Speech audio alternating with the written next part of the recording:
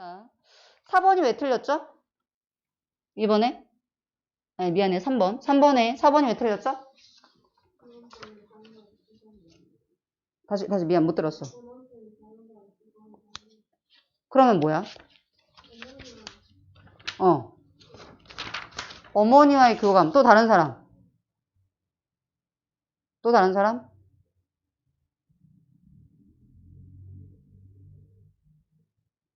그러면 자연과의 교감이 틀렸어? 딴 건 안 틀렸어?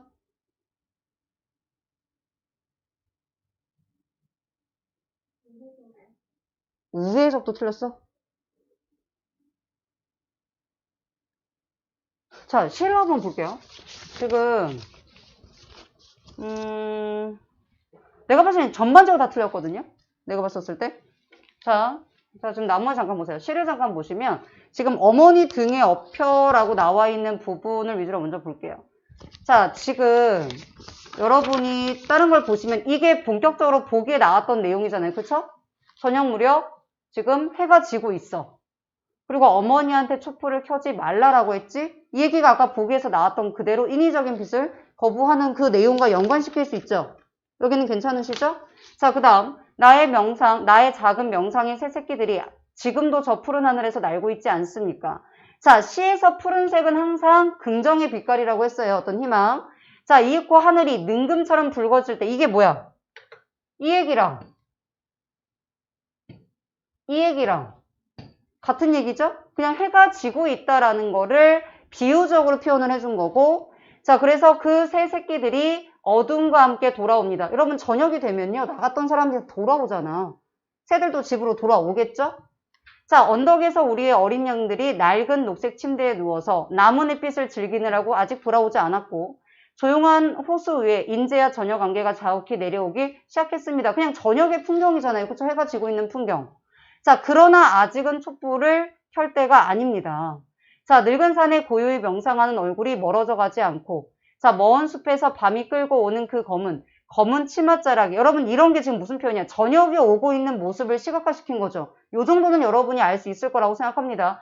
자, 근데 그게 아직은 들려오지 않았다라는 거는, 자, 어두워지니까 지금 촛불을 지금 켜야 되는데 아직 완전히 어두워지지 않았기 때문에 촛불을 켜지 말고 지금 남은 빛을 지금 즐기고 있는 거잖아요. 아직 완전한 어둠이 되지 않았다. 자, 그리고 나서 어머니 등 얘기 여기죠. 자, 멀리 있는 긴 둑을 거쳐 돌아오는 물결 소리도 차츰 멀어져 갑니다. 자, 그것은 늦은 가을부터 우리의 전원을 방문하는 가마귀들이 바람을 데리고 멀리 가버린 까닭이겠습니다. 자, 이제 이 부분. 시방 어머니의 등에서는, 시방이라는 건 지금이란 뜻이에요. 어머니의 등에서는 어머니의 콧노래 섞인 자장가를 듣고 싶어하는 아기의 잠덫이 있습니다. 자, 그럼 이거 보세요. 이게 지금 유년 시절을 회상한다라고 볼 수 있어요. 지금 선택지를 보시면 어머니 등에 업혀서 자장가를 듣고 싶어 했던 자기의 유년 시절을 떠올린다 라는 걸 어떻게 찾죠? 이 아기가 왜 자기죠? 어머니 지금 자장가를 듣고 싶어 하는 거는 아기잖아요. 그쵸? 근데 이 아기가 화자라는 걸 어떻게 알 수 있죠? 심지어 뭐라고 써 있어? 지금이라고 써 있잖아요. 물론 시방을 이해를 못 하셨으면 착각할 수도 있죠. 근데 여기에 지금 시방이라는 말이 있기 때문에 나는 될 수가 없죠. 왜냐면 유년이라고 하는 건 내가 과거를 회상해야 되는 건데 지금 애기라는 단어가 있기 때문에 이거는 유년 시절을 뜻한다라고 볼 수가 없어요. 괜찮아요, 여기까지? 일단? 괜찮으시죠? 자, 그럼 봐봐. 지금 내가 분석을 할 때, 다른 얘기를 막 지금 섞은 게 아니라 그냥 나와 있는 대로만 쭉 읽어드렸고, 지금 최대한 설명을 자제했거든요? 그러니까 외부적으로 들어갈 수 있는 요소를 자제하고 보기만 갖고 지금 설명을 해준 거예요. 자, 그러면 여러분이 이 시를 보셨을 때, 지금 나머지 선택도 마찬가지겠지만, 지금 이걸 봤었을 때, 내 유년을 떠올렸다라는 건, 현재 시점에서 뭔가 과거를 떠올렸다라는 거니까 그것을 알 수 있는 근거가 있어야 되는데 없어. 시방이라는 단어 때문에 끝났고 그리고 또 하나 뭐야? 애기라는 단어가 나왔는데 만약에 이게 자기의 유년이야. 내가 시방을 이해 못했어도 자 이게 유년이라고 생각한다면 이 애기가 나야 되는 이유가 있어야 되는데 나라는 근거가 없잖아요. 그쵸? 그렇기 때문에 어쨌든 이 두 개의 시어로 얘는 전혀 될 수가 없다. 자, 그 다음 자, 화자가 본원적인 자연과의 교감을 지향은 추구하는 거죠. 자, 추구하고 있음을 우회적으로 드러내고 있다. 그러면 여기에서 지금 어머니 등에 업혀서 지금 자장가를 듣는 내용이랑 자연과의 교감이랑 어때요? 여기에서는 관련이 있어요, 없어요? 이것도 마찬가지죠? 자, 그래서 물론 얘도 틀렸고 얘도 틀렸는데 뭐 둘 중에 하나만 잡아내셔도 맞출 수는 있어요. 근데 얘도 지금 틀렸기 때문에 앞에서부터 이미 틀렸기 때문에 잡아드린 거예요. 어젯밤은 이거는 설명하지는 않았거든요. 딱히 질문하지 않아서. 근데 제가 봤었을 때 지금 그냥 훅 던져서 대답을 잘하면 넘어가려고 했는데 지금 잘못 근거를 찾으셔서 지금 얘기를 해준 거예요. 어쨌든 뭐 예로 해도 어쨌든 답은 맞긴 맞지만 까지 괜찮아요? 자, 그래서 여기에서 설명하고 싶은 포인트는 뭐냐면 여러분들이 보기를 봤어. 그럼 여기에서 물론 가장 중요한 게 자연합일, 뭐 자연과의 어떤 뭐 교감 이런 얘기잖아요. 그렇죠? 그러면 첫 번째 얘가 오답을 만났을 때 어차피 여기 많은 얘기가 나온 게 아니야 지금. 그치? 그러면 1차적으로 오답을 찾으실 때 여기에 내용에 어긋나는 거. 그러면 얘는 여러분 이 부분이 물론 전체의 시 내용은 자연과의 교감이겠지만 이걸 갖고 자연과의 교감을 말할 수가 없구나. 보기에 언급된 단어를 썼지만 매치가 잘못된 케이스죠. 매치가 잘못됐고 그 다음에 얘 자체 설명도 틀렸고. 괜찮나요? 자, 이렇게. 그래서 여러분들이 지금 현재 문학에서 트렌드가 뭐냐면 보기를 제대로 분석할 수 있는 거예요. 이 정도는 그냥 아주 일반적인 노멀한 보기 스타일이거든요. 근데 여러분이 기존에 분석하지 않았던 새로운 내용으로 보기가 들어갈 수가 있어요. 그래서 기본적인 감상은 그냥 아예 베이스예요. EBS 작품들은 얘가 베이스야. 근데 너무 거기에 맹목적으로 외우지 마시고 보기가 있는 애들은 보기를 근거로 해서 그냥 시를 다 해석할 필요 없어요. 그냥 여기에 나와 있고 지금 좀 전에 제가 읽은 정도만 이해를 하셔도 문제푼데 전혀 지장 없어요. 그쵸? 그러니까 여러분들이 너무 디테일한 해석에 매이지 마시고 내가 근거로 해서 그 근거를 제대로 지금 판단할 수 있는가. 그 연습이 제일 중요하고 그래서 기출이 안 된 사람들은 기출문제를 가지고 판단 연습을 문학을 하시면서 문학 개념어, 그 다음에 시를 어떻게 읽는가 이걸 다시 한번 점검을 하셔야 돼요. 괜찮아요? 네. 나머지 선택지는 제가 읽지 않을 건데 혹시 여기에서 오답에서 궁금한 거 있니? 없어? 괜찮아? 나머지 선택지? 나머지 헷갈리는 거 해보시고 그리고 아까도 제가 내신 때문에 옆에서 질문을 봤는데 예를 들어 이런 거야. 내가 얘네 둘이 되게 헷갈려서 그럴 수 있잖아. 선택지가 되게 비슷한 선택지가 두 개 나올 수가 있어. 예를 들어 지금 이거란 얘기가 아니라 예를 들어서 그러면 내가 왜 얘랑 얘랑 헷갈렸으면 당연히 자 내가 얘를 이해했어. 세모를 했어. 그럼 내가 질문을 했으면 둘 다 설명할 수 있거나 나한테 질문을 해야 돼요. 그쵸? 그럼 내가 만약에 3번으로 오답해서 틀렸어. 그러면 적어도 다른 선택지는 내가 이해했다는 거잖아. 그치? 그러면 내가 답을 확인했더니 답이 4번이었어. 내가 얘네 둘을 헷갈렸는데 그러면 사실 나머지 안 보시고 얘네 둘만 보셔도 돼요. 근데 내가 얘네 둘 사이에서 열심히 고민을 했는데 답은 5번이었어. 그러면 아예 잘못한 거니까 선택지를 다 보셔야 돼요. 무슨 말인지 아시죠? 오답할 때. 그리고 어차피 똑같이 나오지 않으니까 판단하는 연습을 한다. 이렇게 생각해 주시면 되겠고요. 자, 그 다음에 1번 풀고 뒤로 넘어갈 건데 자, 1번 잠깐 보세요. 얘는 일단 여기에서 오늘 시어 중에서 내가 말하고 싶은 게 여기서 설명할 건 아니지만 뒤쪽에서 의지에 대한 얘기를 잠깐 할 거거든요. 원래 이거는 내가 설명하려고 했던 게 아니었는데 어제 내가 수업을 하면서 그러니까 사실 일요일반의 장점이 그거죠. 내가 설명하려고 안 왔는데 애들이 질문을 하게 되면 내가 새롭게 설명하는 게 있어요. 그러니까 여러분의 질문이 굉장히 중요한 거야.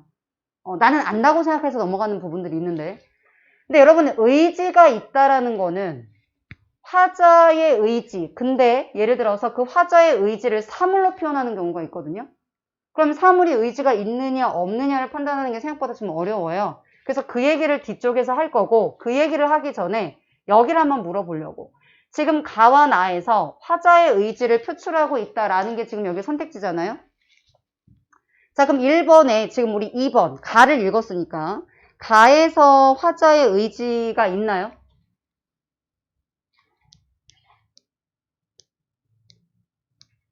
(1번에) 화자의 의지가 있나요?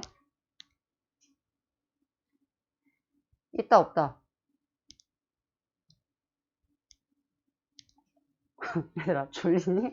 아무 대답이 없지. 어제는 너무 같이 동시에 얘기해서 그러는데 오늘은 조용하네. 자, 가를 봐봐. 가에서 모두 가정의 진수를 활용했다. 그래서 부조리한 현실에 저항하는 의지다. 요 두 파트를 확인해야 되는데 일단 지금 가정을 물어보는 건 아니고 화자의 이 저항 의지가 가에 있냐고. 없죠. 그냥 의지는 어려운데 지금 저항 의지라고 하면 판단할 수 있잖아요. 그쵸? 자, 그러면 얘가 부조리한 현실이라고 나와야 되는데 잘 보세요. 여러분 물론 신석정이 활동했던 시기는 일제강점기입니다. 일제강점기예요. 근데 여러분들이 일제강점기지만 아까 이 가와 관련된 가시를 봤을 때 이 시 내용이 현실을 반영했니? 아니에요. 목가적 시는 현실을 반영하지 않아요. 부정현실을 반영하지 않고 자연에서의 그냥 정서야. 그러니까 얘는 지금 여기 자체에 뭔가 부정적인 정서가 있느냐? 그건 아니잖아요. 그냥 해질 무렵 풍경에 대한 나의 어떤 정서를 표현한 거니까 부정적 현실에 저항한다는 말 자체가 이미 목가시에서는 지금 성립할 수가 없어요. 그럼 뭐냐? 내가 오답을 하더라도 2번은 절대 하면 안 된다는 뜻이야. 까지 괜찮아요? 자, 그 다음에 나는요. 나는 저항 의지가 있어요? 요거 EBS의 작품이에요. 나 작품. 저항 의지가 있나요? 서영고는 이거 시험범위였죠. 자, 너한테 물어볼게. 자, 저항 의지가 있어? 어디에 있어? 너 잘 대답해야 돼. 넌 시험범위였으니까. 넌 설명해줬으니까. 자, 저항 의지가 어딨어? 저항 의지라고 하면 부정적 현실이 있어야 되잖아. 그치? 잘 봐봐. 나시는 정보를 줬어, 안 줬어? 문제에서 안 줬어. 그러면 이게 저항 의지가 있다라는 건 이 나 자체 이미 부정적 현실에 대한, 부정적인 상황에 대한 얘기가 있어야 되죠. 부정적인 상황이 어디 있어?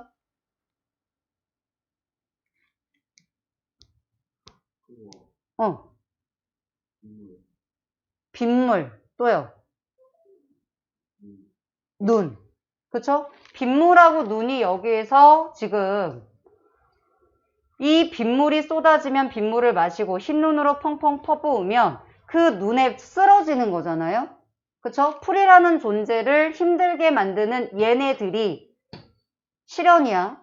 그러면 쓰러졌는데 왜 이게 저항이야? 실현은 있어. 부정적 상황은 있어. 자, 근데 이게 왜 저항이야? 어? 저항 아니야? 이 시에 저항은 없어? 일어나라고 했으니까 저항이래. 자, 부조리한 현실에 저항하는 화자의 의지야. 자, 일어나라고 했으니까 저항이래. 어떻게 생각해? 자, 나머지 여러분 제가 자 지명을 해서 질문하더라도 나머지도 같이 생각을 하셔야 되거든요. 자, 얘가 지금 일어서라고 했기 때문에 저항이래. 어떻게 생각해? 나는 대답할 수 있다. 빛나라 이것도 저항 아니에요? 어? 빛나라. 빛나라. 일단 대답은 보여줄게. 나머지 애들의 생각을 들어보려고 그래. 자, 일어나라, 빛나라. 이게 얘는 저항이래. 여러분 이거 선택지에 해설이 없어요. 지금 2번은 선택지에 해설이 없어. 그래서 지금 질문을 해주는 거야. 나머지는 해설이 있거든요. 1번, 3번, 5번 해설이 있는데 2번은 없어요. 자, 그러면 얘가 저항 의지가 있어, 없어? 자, 연우 다 물어볼게 그냥. 연우야, 저항 의지가 있어, 없어? 자, 실을 내가 일단 읽어줄게. 그럼 보세요. 풀한테 일어서라고 얘기했어. 괜찮아? 자, 풀이 뭔지는 마지막에 설명할게요. 자, 여기에 정보가 없으니까 없는 대로 그냥 읽어줄게. 자, 풀한테 일어서라고 했어. 땅 위에 걸음이랑 걸음을 다 끌어모아서, 구름이랑 구름은 다 끌어모아서 끈질긴 뿌리로 긁힌 얼굴로 빛나라 너희의 터지는 영차 영차 뭔가 이렇게 힘을 내는 듯한 거잖아요. 그것을 천지의 뿌리래. 그러면 지금 풀한테 일어서라고 했어. 그리고 이 뿔한테 뭐라고 했어? 끈질긴 뿌리로 빛나라 일어서라 라고 얘기했고 얘가 긁힌 얼굴이라는 건 뭔가 상처 입었다는 거죠. 이 과정에서 뭔가 얘가 역시 시련과 고난을 겪었다라는 거를 알 수 있는 부분이거든요. 그럼 얘한테 일어서라 라고 얘기를 했어. 힘내라고 얘기한 거야. 자, 이제 부는 바람들. 자, 질문. 얘는 긍정일까 부정일까 생각해 보시고. 자, 이제 부는 바람들이 전부 너희들의 숨소리를 지나왔고 이제 꾸는 꿈들이 너희 몸에 맺혀있던 것. 저 집체, 바다의 집체 파도도 너희들의 이파리를 스쳐왔다. 자, 그러면 파도라든가 바람이란가 긍정일까 부정일까 생각해 보시고 전 설명하지 않을게요. 어쨌든 이런 애들이 너희를 지나오고 너희한테 있었던 거래. 너희는 누구야? 그래, 풀이야. 근데 여러분이 시에서 자연물에 대한 얘기가 나오면 자연물이 자연물일 수도 있지만 인간을 표현한 걸 수도 있다라는 생각을 항상 하셔야 돼요.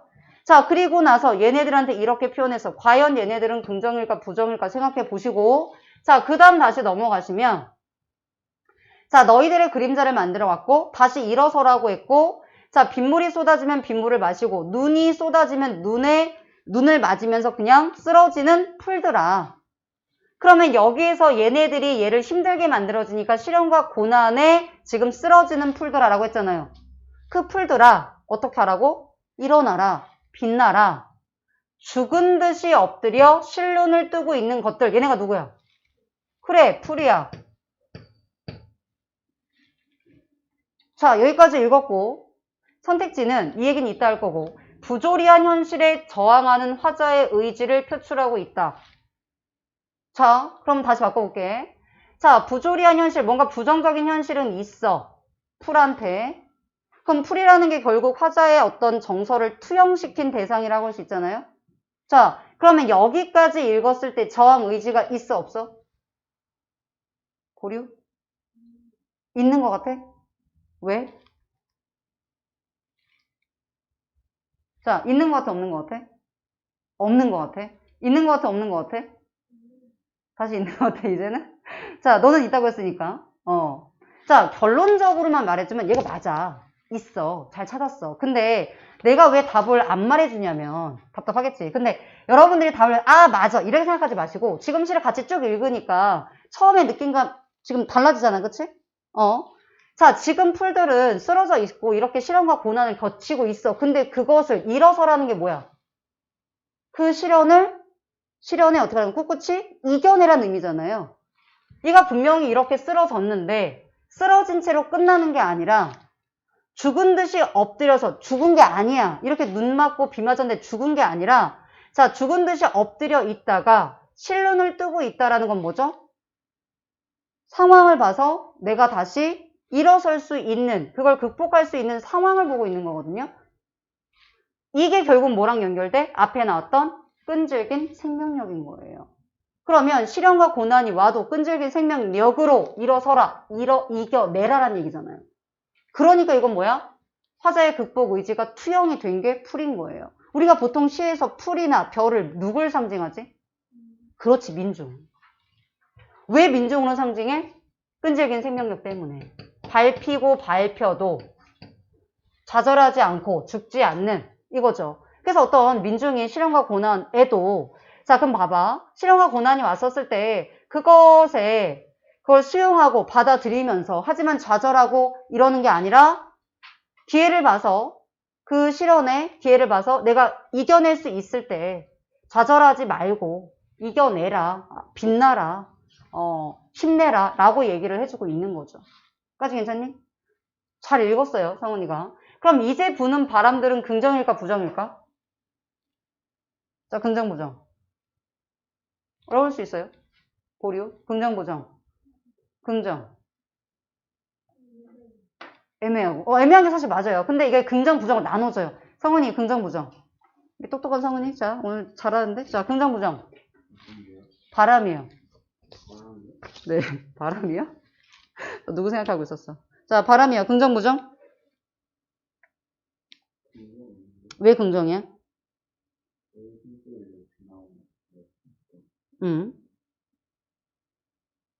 맞아요. 지금 너의 숨소리를 지나고 너의 몸에 맺혀 있었던 거야. 너는 누구야? 풀이야. 풀들은 어때? 이 끈질긴 생명력으로 일어서는 존재예요.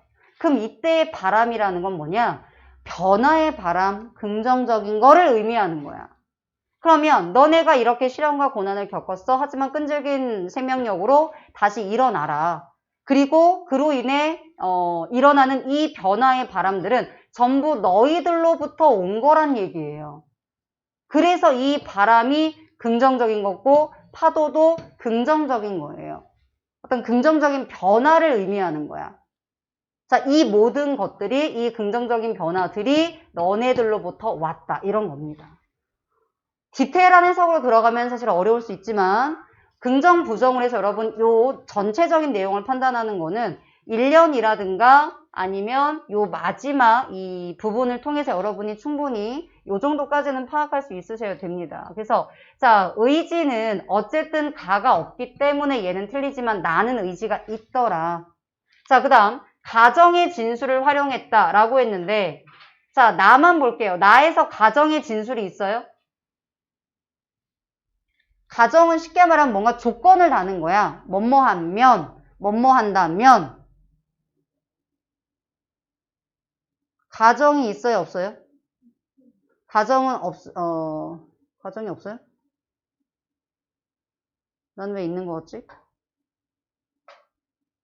가정이 있지 않나요?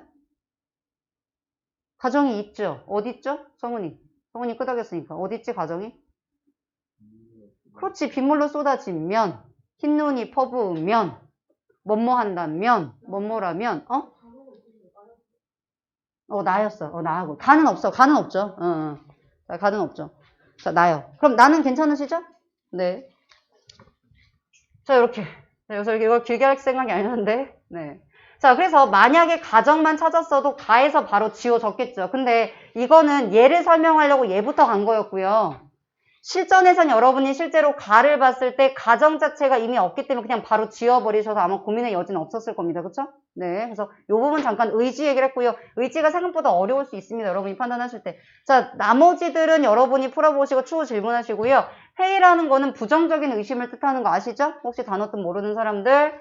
자, 나머지에서 괜찮고 1번은 내가 왜 맞춰야 된다고 했냐면 여러분 가장 많이 보는 내용이죠. 시를 보실 때. 시에서 운율을 형성하는 아주 가장 기본이 반복이에요. 유사한 시구를 변주했다는 건 유사한 시구를 약간 바꿔서 반복했다는 거야. 누가 마도 있지 않니? 어머니 아직 촛불을 켜지 마세요. 자, 뭐 이런 거. 자, 아직은 촛불을 켤 때가 아닙니다. 이거 되잖아요. 바로 됩니다. 자, 바람 될 거고. 자, 동일한 시구를 반복했다. 뭐야? 일어서라 풀어. 끝났잖아요. 자, 아무리 여러분이 모르셔도 내가 봤을 때 얘는 답이 빼박이야. 그러니까 얘를 지금 판단 못 하시고 얘를 못 찾아낸 사람은 아주 기본적인 이해가 지금 부족하신 거거든요. 왜냐면 시에서 반복하는 건 아주 기본이에요. 그리고 화자의 바람을 드러내고 있다. 주제를 강조하고 있다는 얘기입니다. 정서를 강조하고 있다. 괜찮아요? 또 요 정도는 맞추셔야 된다. 다른 거에 대해 의문이 있어도. 자, 넘어가시고요. 자, 두 번째 가볼게요. 자, 두 번째 질문 갈게요. 나머지 틀린 사람들은 본인이 한번 해보시고. 자, 두 번째 질문 보시면, 자, 비문학이죠. 자, 그럼 내가 문학을 풀었는데 비문학에, 와, 씨, 보는 순간 뭔가 되게 불길한 느낌이 드는 지문이에요. 법지문을 조금 풀어본 사람은 알겠지만, 읽다가 도대체 여긴 어디고 나는 누군지라는 생각을 정신을 놓치는 순간 갈 수 있는 지문인데 자 문제를 먼저 보시면 자 보세요. 질문에 해당하지 않는 거야. 그러면 의문문을 지워버리면 그냥 내용일치예요. 그쵸? 그냥 내용일치다. 자 그 다음에 6번 문제를 보시면 윗글에서 알 수 있는 내용이다. 역시 내용일치다. 자 7번은 기억의 이유다. 자 그럼 기억의 이유기 때문에 밑줄 친 그 부분의 결론이 나온 이유니까 그 단락에 있거나 아니면 그 다음 단락에 있는 경우가 대부분이에요. 자, 세부적인 내용에 대한 독해고요. 자, 마찬가지로 8번도 상계에 대한 세부적인 독해가 되겠고 자, 9번은 적용 문제가 되겠고 10번은 어휘죠. 그럼 뭐야? 일단은 5문제가 내용에 대한 거예요. 그러면 여러분이 뭐냐? 서술상의 특징 이런 거 없고 내용 문제가 이렇게 많이 나온다는 얘기는 내용을 꼼꼼히 읽어야겠구나. 아씨 망했다. 이런 느낌을 드시면서 읽으시면 돼요. 자, 요 질문은 그래도 대체로 다 읽은 것 같으니까 같이 한번 가볼 거고요. 일단은 질문으로 시작해 볼게요. 자, 여러분이 지금 첫 번째 단락을 읽었을 때 나는 이 단어가 혹은 이 문장이 제일 중요한 것 같다. 자, 제대로 읽었는지를 볼게요. 나는 이 문장 혹은 이 단어가 되게 중요하다고 생각했다. 편하게 얘기하세요. 뭘까요? 다시 뭐라고?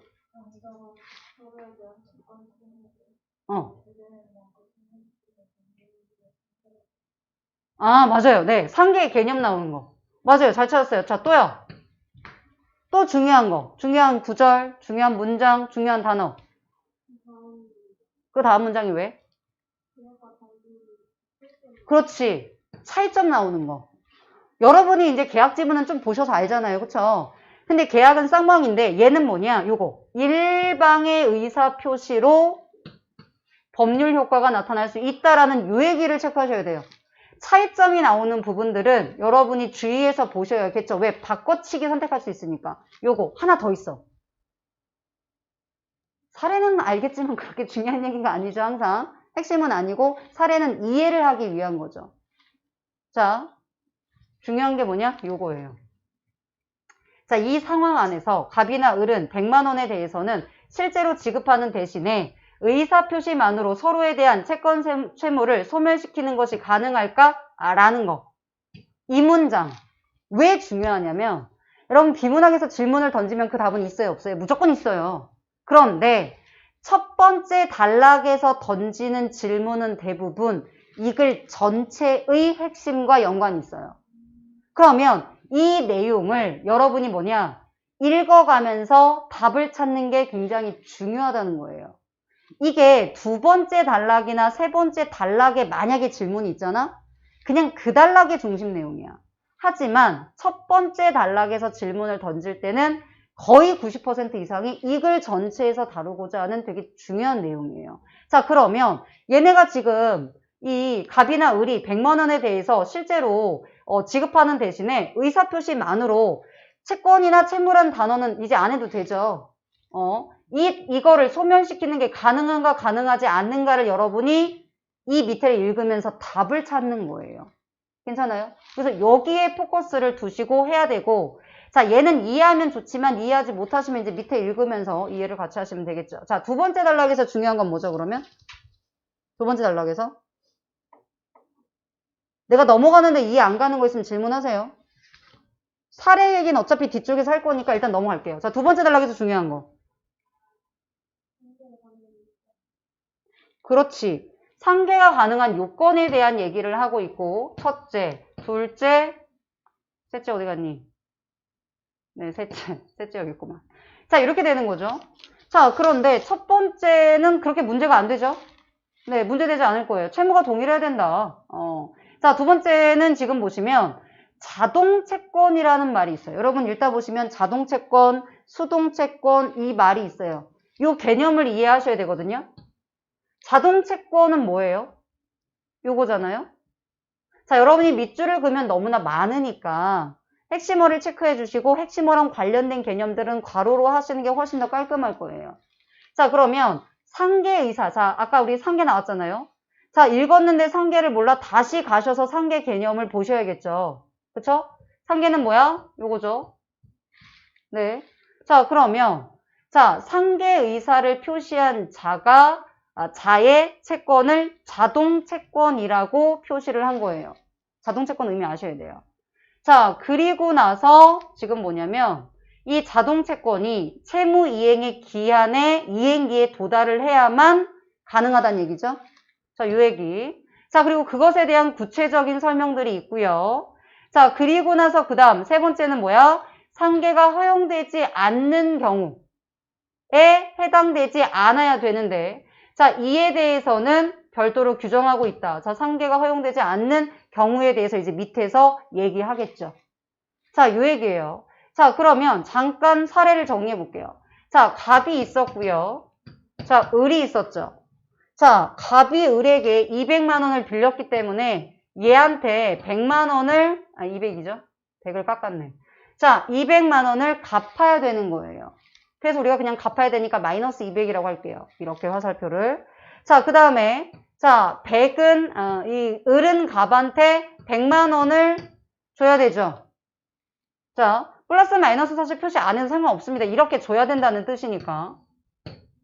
자, 그래서 여기서 뭐 마이너스 200, 마이너스 100으로 쓰든 그냥 화살표를 하고 쓰든 네, 상관은 없습니다. 편한 대로 써주시고 일단 저는 이렇게 써줄게요.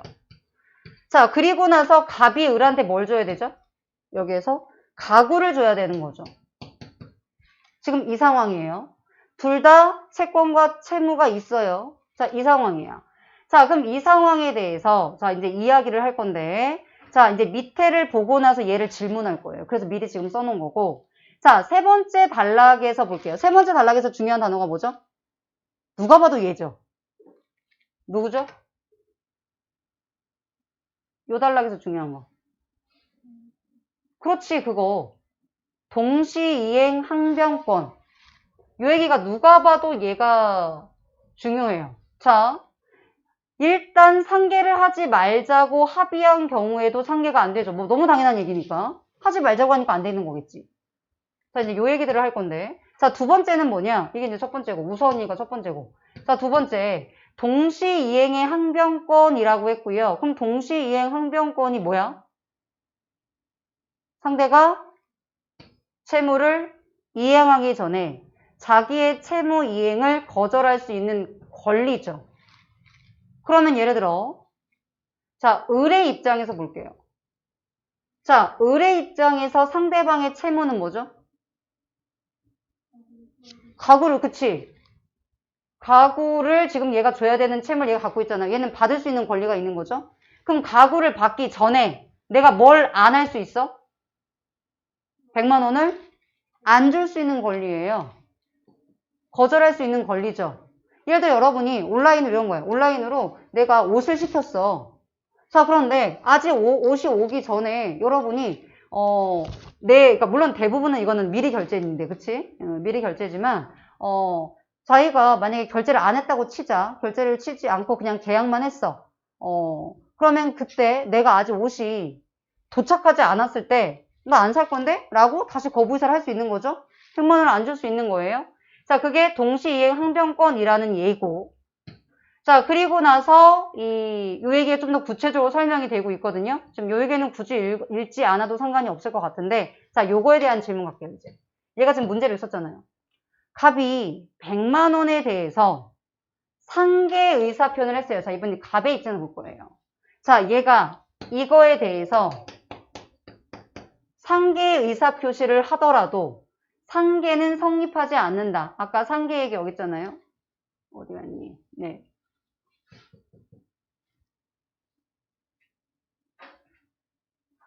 예를 들어 이렇게 생각할 수 있잖아. 야, 내가 너한테 200만 원 줘야 되잖아. 그리고 얘는 100만 원을 줘야 되잖아. 그러면 자, 그냥 100만 원 주지 말고 원래 내가 200만 원 줘야 되니까 100만 원 까줘. 이런 거잖아, 사실 말하자면. 이해되시죠? 그러면 네가 100만 원 줘야 돼, 200만 원 줘야 되니까 그냥 100만 원 하지 말고 내가 너한테 100만 원 주는 걸로 하자. 이렇게 할 수도 있다는 얘기예요. 그러면 이 상계가 성립하지 않는다는 거야. 내가 두 가지 질문을 할 거야. 얘는 왜 상계가 성립하지 않을까? 이 질문. 자, 두 번째. 그럼 과연 을은 상계가 성립할까? 이 두 가지 질문을 할 거거든요. 자, 첫 번째. 이거는 문제에 있었던 거고, 이거는 문제에 있진 않지만 제가 질문할 거예요. 자, 먼저 기억부터 갈게요. 자, 갑은 할 수 있잖아, 이렇게. 근데 왜 앞에 나왔던 내용 중에 어떤 부분이 어긋나기 때문에 상계가 성립이 안 되는 거죠? 문제 푸셨을 거 아니에요? 왜 안 되죠? 여러분, 이 단락에서 계속 중요한 얘기가 뭐라고 했어, 니네가? 그래. 핵심을 물어볼 확률이 굉장히 높아요. 얘 때문이야. 그럼 정확하게 왜 얘 때문이죠? 연호해볼까? 연호야, 왜 그러지? 네. 그치.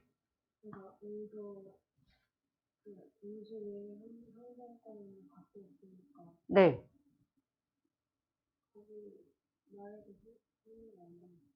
그치. 자, 지금 아까 우리 동시에 항변권이 있다고 그랬잖아요. 지금 이미 얘네는 매매를 하고 있는 상태에서 얘랑 별도로 이 매매로 인한 가구를 주고 돈을 받는 게 있는 거예요. 그러니까 동시 지금 이행 항변권이 둘 다 있는 거잖아요. 근데 그렇게 있는 경우는 동시에 항변권이 붙은 채권은 상계가 허용되지 않는다고 그랬잖아. 이미 지금 가구 주는 거, 100만 원 받는 거 해서 동시이행 항변권이 붙어 있기 때문에 이 조건에 의해서 얘는 성립하지 않는 거예요. 자, 그럼 반대로 질문할게요. 그럼 을은 상계를 주장했을 때 얘는 성립할까요? 안 할까요? 어려운 질문이야. 할 것 같아? 안 할 것 같아? 두둥. 안 할 것 같아? 왜? 이유가 중요하죠. 왜? 답은 말하지 않아요. 자, 왜? 생각해 보시고. 성립할 것 같아? 안 성립할 것 같아? 안 성립할 것 같아? 왜? 대답할 수 있어? 같은 이유다. 네.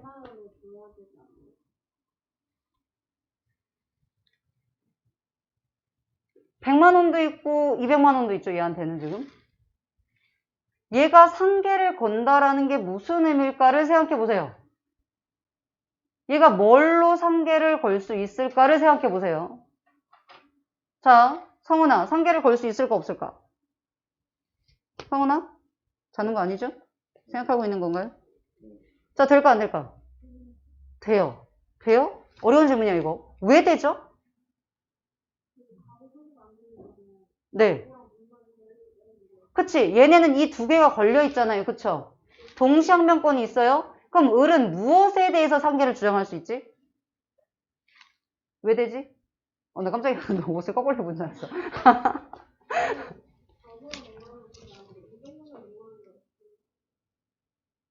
200만 원, 100만 원이어서 된다고?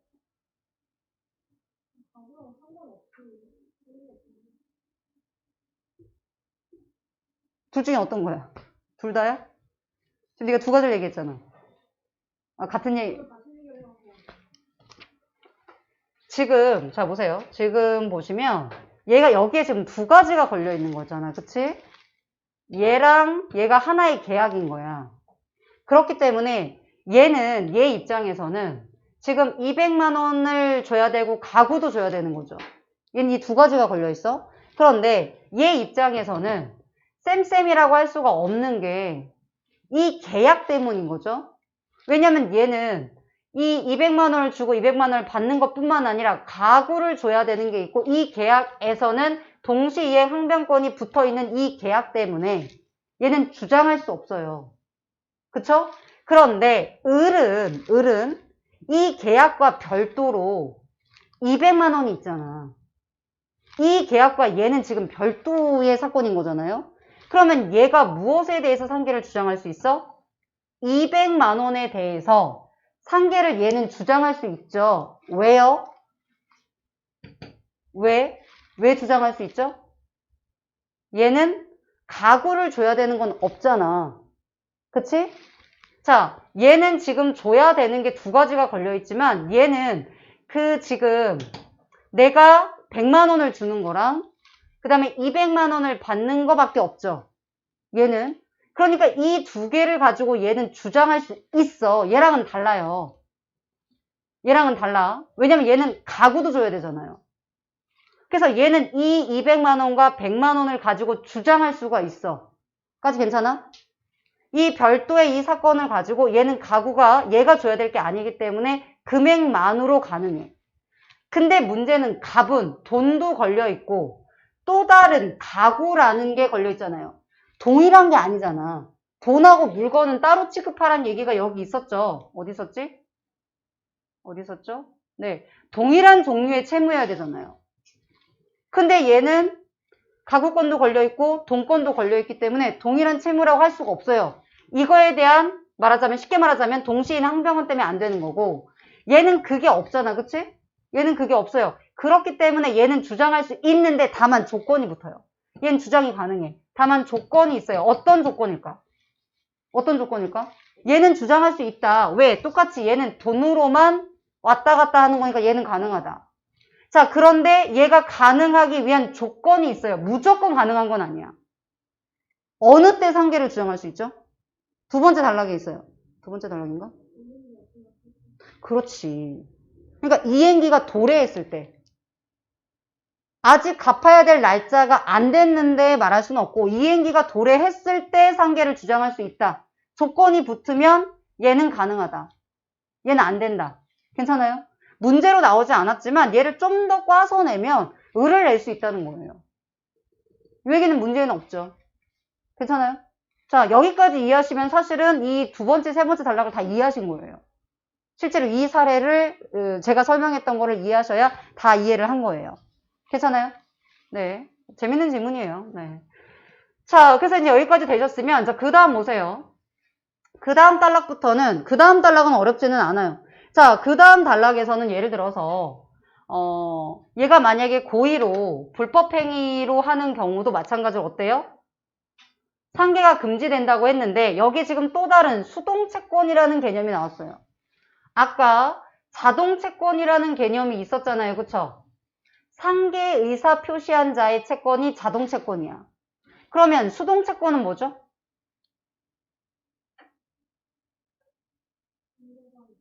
그렇지. 근데 약간 딱 뭔가 정확하게 뭐가 수동채권이야라고는 나와 있지 않잖아요. 그쵸? 그런데 여러분이 문맥상으로 봤을 때, 아, 제가 주장하는 자고 얘는 그 상대편의 그 상계를 당한 자의 채권이 수동채권이에요. 괜찮아요? 네, 요 개념은 알고 가셔야 됩니다. 자, 그리고 나서 얘가 이제 이러한 수동채권으로 하는 상계도 금지가 되는데 지금 요게 포커스예요. 불법행위일 때. 그리고 구체적인 사례가 있죠? 굳이 안 읽어도 크게 문제되지 않을 것 같고, 자, 그리고 나서 이제 압류금지 채권도 상계가 금지된다. 그럼 봐봐. 계속 이어지는 내용이죠? 상계가 금지된다라는 거 이어지는 거고 얘는 그렇게 어렵지 않았다. 자, 마지막 볼게요. 자, 마지막 단락이 또 조금 어려워요. 저는 오히려 이 마지막 단락, 그러니까 여러분 고민을 하는 게 아까 그 상계, 갑과 을이 상계가 가능한가 이 부분하고 이 마지막 부분에서 좀 제가 의문을 품었던 부분, 자, 얘에 대한 얘기를 좀 해볼게요. 자, 이 마지막 단락에서 키워드가 뭐죠? 키워드 뚜렷하죠? 뭐죠? 뭔 알고 가야 돼? 그렇지. 상계항변. 또 하나 더 있잖아요. 변제항변. 이 두 개를 여러분이 이해하고 가야 돼요. 그래야 이 지문을 이해했다는 거고. 자, 뭐 굳이 제가 읽어드리지는 않을 거고요. 제가 대신 질문을 던질게요. 자, 이 두 가지를 설명하고 있는데 여기에서 이거잖아. 그러나 D를 보시면, 그러나 D가 중요하다고 했잖아요. 그러나 D를 보시면 이 내용.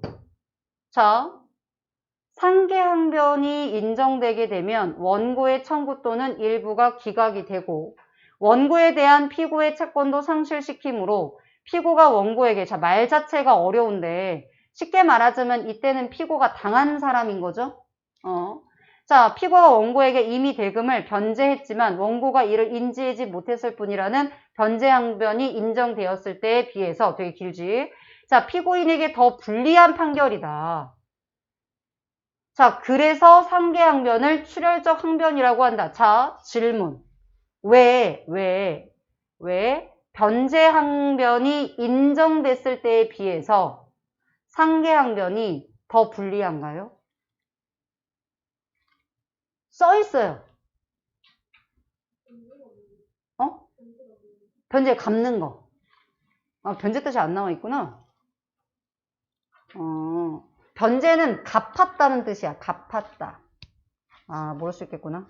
갚았다는 뜻이야. 갚았다는 뜻이야. 그러면 왜 얘가 인정이 되면, 변제항변이 인정이 되면 상계항변이 왜 더 불리할까요? 설명할 수 있는 사람. 성훈아, 자는 거 아니지? 네, 성훈이 되게 진지하네 오늘. 자, 설명할 수 있는 사람. 그러니까 어젯밤에 물어보는데 그냥 두루뭉실하게 다 대답을 하거든요. 근데 디테일하게 대답을 못해. 왜냐면 그냥 있는 그대로 받아들여서 그런 것 같아요. 난 되게 의문이었거든? 아니 뭐가 다르지?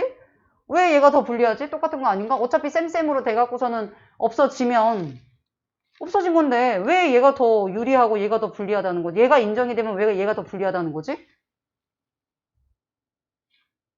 생각하고 계시는 거죠 지금? 재밌지 않나요? 나만 재밌나요 지금? 다 지금 재미가 없나요? 넘어가? 자, 조금 이런 질문들을 자꾸 생각하고 발상하시면 좋을 것 같아요. 왜 그런 거죠?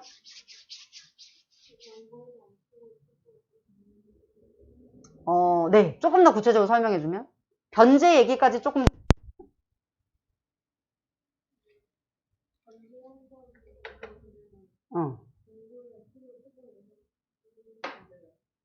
원고에 대한 피고의 채권이 있는 건데. 맞아요. 맞아요. 맞아요. 자, 정리를 해드릴게요. 지금 예를 들어 갑과 을이라고 칩시다. 자, 그러면 여기 지금 보시면 이 내용에서 보시면 금전채무의 이행을 청구하는 대여금의 반환 소송에서 소송을 당한 애가 있어. 얘가 피고라고 치고 얘가 원고라고 칩시다. 자, 그러면 피고가 상계항변을 하는 경우가 있다. 그럼 무슨 얘기냐면 얘가 야, 돈 갚아 라고 얘기했잖아. 그러니까 얘도 야, 너도 갚을 거 있잖아 이렇게 말한 거야. 자, 그렇게 얘기를 했었을 때, 자, 그러면 만약에 얘가 너 100만 원 갚아야지 라고 했더니 얘가 야, 너도 옛날에 나한테 100만 원 갚을 거 있잖아 라고 주장을 했다는 거야. 그러면 상계항변이 인정이 됐다라는 건 그래, 너도 갚을 게 있고 너도 갚을 게 있으니까 쌤쌤이네 퉁 하고 끝나는 게 상계항변인 거예요. 괜찮아요? 자, 그런데 이 얘기는 왜 나오냐면 상황이 지금 전제가 되는 거야. 예를 들어서 만약에 정말 얘도 갚아야 되고 얘도 갚아야 되고 이 상황에서 끝나면 사실 문제가 없지. 근데 예를 들어서 자, 피고가 원고에게 이미 돈을 변제한 경우도 있을 수 있잖아요. 무슨 말이냐? 자, 무슨 말이냐? 자, 갑이 을한테 너 100만 원 갚아야지. 야, 너도 100만 원 나한테 옛날에 빌려갔잖아. 너도 갚아라고 했는데 이렇게 얘기를 했는데 자, 피고가 원고에게 이미 돈을 갚았어. 그 얘기는 얘가 이 돈을 안 갚아도 된다는 얘기죠. 그치? 옛날에 갚았으니까. 근데 갚았는데도 불구하고 얘가 기억을 못해서 갚으라고 했던 거야. 이해되시죠? 갚으라고 했던 거야. 그래서 아니 저 억울해. 저 갚았는데 얘가 머리가 나빠서 잊어버린 거예요.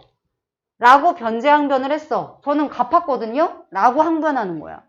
그럼 그게 인정이 되면 아, 그래, 야, 얘 갚았대잖아. 그럼 을이 갑한테 100을 갚을 필요가 없잖아요. 그쵸? 갚았으니까. 자, 그러니까 뭐야? 지금 을이 그럼 갑한테 100만 원을 받을 것만 남게 되는 거죠. 괜찮아요? 자, 그러니까 아까는 쌤쌤으로 끝났는데 만약에 상황에서 이게 전제가 되는 상황에서는 변제항변이 인정이 되면 얘가 100만 원을 받을 수 있는 권리가 남게 되잖아요. 아까는 다 소멸됐지만 이 경우는 100만 원을 받을 수 있는 그 권리가 남아있기 때문에 변제항변이 얘보다 더 유리하다. 그러니까 약간의 상황의 전제가 있어야 된다는 거예요. 만약에 둘 다 얘도 안 갚았고 얘도 안 갚았다면 사실 별 차이가 없죠. 근데 이런 조건이 있었을 때는 얘가 더 유리하다. 이 얘기입니다. 별 얘기는 아닌데 좀 잘못 이해하고 있는 경우가 있어서 설명을 해드렸고요. 이 정도 설명을 하면 내용일치는 제가 봤을 때 전혀 문제는 안 될 것 같거든요. 다시 한번 꼼꼼히 읽어보시면 될 것 같고 자, 9번을 좀 물어볼게요. 자, 9번 혹시 다시 보셨나요? 자, 9번의 보기를 잠깐 볼게요. 자, 민사소송에서 불이익 변경 금지 원칙이 적용이 된다. 이 원칙은 1심의 판결에 대해서 한쪽이 더 유리한 판결을 얻기 위해서 항소를 했어요.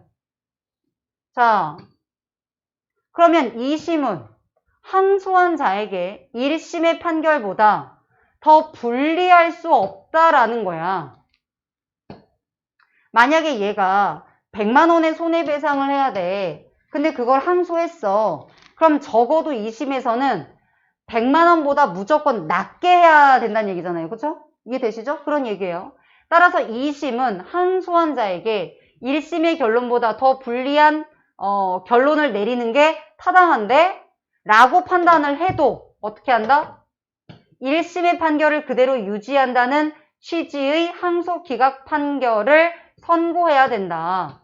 자, 이런 얘기야. 지금 얘가 항소를 했어. 따라서 제2심은 자, 제1심의 결론보다 뭐야? 얘 100만 원? 아닌데 얘 120만 원을 내야 될 것 같은데? 라고 판단을 해도 자, 다시 생각해보니까 120만 원인데? 라고 판단을 해도 120만 원은 할 수가 없죠. 그쵸? 120만 원은 할 수가 없고 제1심의 판결을 그대로 유지한다라는 취지의 항소를 기각한다라는 거는 받아들인다는 거야? 안 받아들인다는 거야? 안 받아들인다는 거예요. 그래서 무조건 100만 원보다는 낮게 선고를 한다는 얘기죠. 괜찮아요? 자, 그래서 예를 들어서 제1심에서 A가 B를 상대로 제기한 대여금 반환 청구 소송에서 B가 상계항변을 했어요. 그리고 법원이 이를 인정했고 자, 그래서 원고의 청구를 어떻게 해서 전부 기각을 했습니다. 자, 그러면 지금 이 얘기잖아요. A가 B를 상대로 갚아라고 얘기한 거잖아요. 자, 근데 B가 상계항변을 할 수 있잖아요. 갚아, 야씨 너도 갚아 이렇게 할 수 있잖아요. 그럼 이를 인정했다는 얘기죠. 인정하고 원고니까 A의 청구를 인정한 경우죠. 아니 미안해요. A의 청구를 기각한 경우죠. 그럼 B는 안 갚아도 되는 거죠. 쌤쌤이 돼서. 자, 이에 대해서 삐삐삐다 라는 건데 자, 어떻게 갈까요? 이거 어떻게 방법은 두 가지예요. 가장 아닌 거 지우셔도 되고요. 정말 정석대로 푸셔도 됩니다. 자, 이거 맞춘 사람. 너는 맞췄니? 맞춘 사람. 고쳐봤니? 안 했고? 자, 성은이. 이거 풀어봤니? 지금 이거 그러면 같이 한번 볼게요. 자, 예를 들어서 A만 항소를 했어요. 자, A만 항소를 했어요.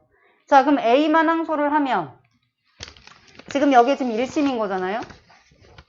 지금 원고의 청구니까 A의 청구가 기각이 된 상황이야. 지금 A 청구가 기각이 된다는 거는 A는 지금 돈을 받지 못하는 상황까지 지금 온 거예요. 그쵸? 여기까지 괜찮으죠? 그럼 이 상태에서 A만 항소를 했어요. 그러면 2심이 B의 자동채권이 이미 소멸한 것이라고 판단할 경우에 항소 기각 판결을 선고해야 된다. 자, 여러분이 생각할 수 있는 거는 A가 항소하느냐, B가 항소하느냐예요. 그쵸? 자, 그러면 여러분이 봤을 때, 자, A는 항소를 할 필요가 있을까, 없을까? 있지. 이거보다 더 나쁜 일은 일어나지 않아요. 그쵸? 그러니까 A는 항소를 할 수 있습니다. 자, 그리고 예를 들어서 B의 입장이라면 항소를 할까요, 안 할까요? 여러분 상식적으로 B는 항소할 이유가 있어요, 없어요? 없어요. 그러니까 내 생각에 B가 항소한다는 건 말이 되니 안 되니? 안 되죠. 이렇게 가셔도 된다고요. 자, 그냥 일단 야매로 내용을 내가 이해했어. 그러면 이걸 일일이 따져 이런 걸 떠나서 아니 지금 이 상황이 지금 1심과 2심의 원리를 여러분이 이해를 했다면 분명히 처음 판결보다 불리하지 않는 판결을 내린다라고 했는데 자, 일단 그냥 물론 더 좋은 게 있을 수도 있겠지만 기본 이 상황에서 이렇게 B가 상계항변을 했다는 얘기는 상계항변이 더 나으니까 상계항변을 했을 거 아니야. 그쵸? 그러니까 B가 답이 될 확률은 물론 뒤에 어떤 얘기가 나오냐에 따라서 더 달라질 수는 있겠지만 상식적으로 B가 굳이 항소할 이유는 없어 보이죠. 괜찮아요? 그렇기 때문에 제가 봤을 때 여러분 이건 야매로 푸는 거예요. 야매로. 무슨 말인지 이해되시죠? 그럼 여러분이 A가 항소하는 경우를 생각해 보셔야 돼요. 자, 그러면 지금 보세요. 지금 자동채권, 수동채권 얘기가 나왔잖아요. 자, 여러분 자동채권이라는 게 무슨 말이에요? 앞에서 제가 자동채권을 이해해야 된다 얘기를 했었잖아요. 자, 자동채권의 의미가 뭐죠? 항소한 사람의 그러니까 이게 말하자면 항소한 사람의 채권이 자동채권인 거잖아요. 미안. 상계 의사표시를 한 사람의 채권이 지금 자동 채권인 거잖아요. 자, 그러면 여기서 지금 상계한 사람이 누구예요? B죠. 그러면 B의 자동 채권이라는 말은 맞아요. 괜찮아요? 자, B의 자동 채권이라는 말은 맞아요. 자, 그럼 이 상태에서 얘가 이미 소멸한 것이라고 판단한 경우에 항소 기각을 선고해야 된다. 그럼 지금 누구의 항소를 기각하는 거죠? A의 항소를 기각한다라고 나왔잖아요. 여러분이 지금 앞에 논리를 봤었을 때 지금 얘를 기각하는 게 될까요? 안 될까요? 여러분이 이 내용을 보세요. 지금 1심과 2심의 내용을 봤었을 때 이 1심의 결과에 대해서 지금 A가 항소를 했는데 그 A의 항소에 대해서 항소를 기각한다는 건 A의 항소를 받아들여지지 않는다는 얘기잖아요. 그러면 일단 기각할 수 있어요? 없어요? 있어요? 있나요? 여러분, 지금 기각한다라는 거는 지금 보세요. A가 항소했을 때 지금 2심이니까 2심은 A가 더 유리해야 되는 거 아니에요? 1심보다? 근데 기각을 한다고? 자, 좋아요. 2번을 보세요. 2심이 B의 수동채권이 이미 소멸한 것이라고 판단했다. 자, B의 수동채권은 뭐예요? 이게 지금 말이 좀 어려워. B의 수동채권은 뭐예요? B의 수동채권은 뭐죠? 그치, A의 채권이에요. A의 채권이에요. 그러면 지금 아까 A랑 B랑 있었을 때 이렇게 지금 된 상황이잖아요, 쌤쌤이. 자, 그러면 A의 채권이, 즉 B의, 얘가 지금 A가 항소를 한 거니까, 자, 지금 B의 수동채권, 즉 A의 채권이 소멸됐다라고 판단을 했어. 그러면 누구한테 유리한 거죠?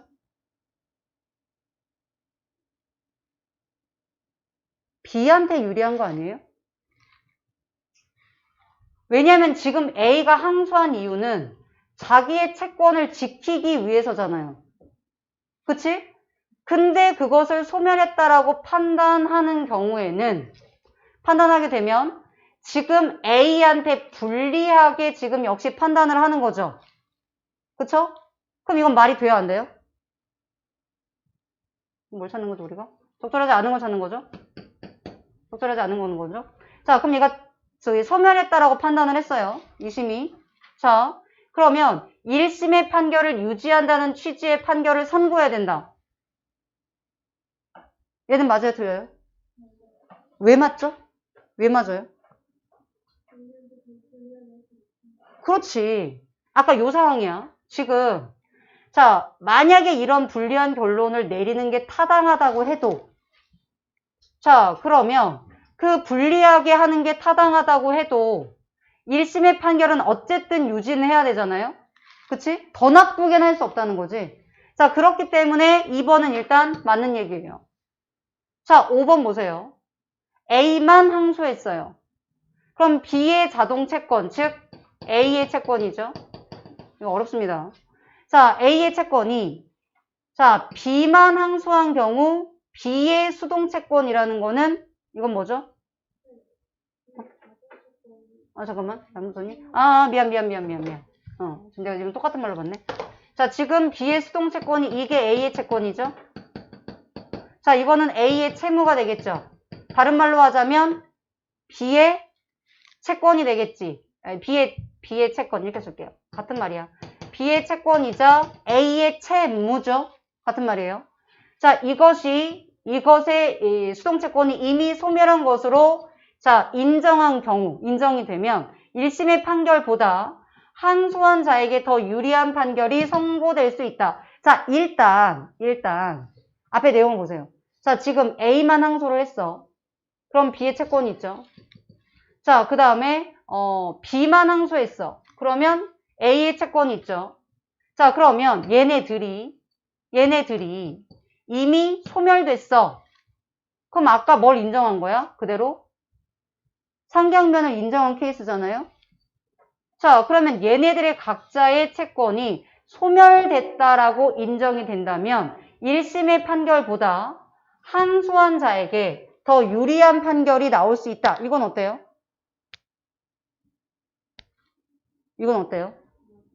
왜 맞죠?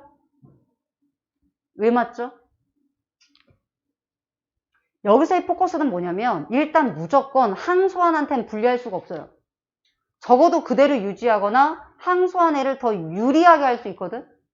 그렇기 때문에 항소한한테 더 유리한 판결을 할 수 있어요. 그래서 얘는 문제되지 않아요. 자, 그래서 어느 한쪽, 자, 이렇게 소멸됐다는 게 인정이 된다면 판결을 항소한 사람에게 더 유리하게 할 수 있어요. 그대로 할 수도 있고. 괜찮아요? 자, 그러면 지워졌어요. 어려워요. 지금 이미 여러분이 처음에 B에 대한 이야기. 자, 말했지만 B가 항소를 못한다가 아니라 굳이 B가 할 확률이 낮다는 거니까 확률적으로 B를 지우고 판단하시면 조금 쉽다라는 거. 자, 그럼 다시 1번 갈게요. 자, 그럼 2심이 자, 얘가 이미 소멸했다고 판단을 했어요.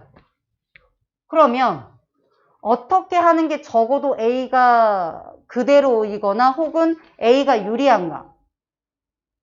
그럼 어떻게 되죠?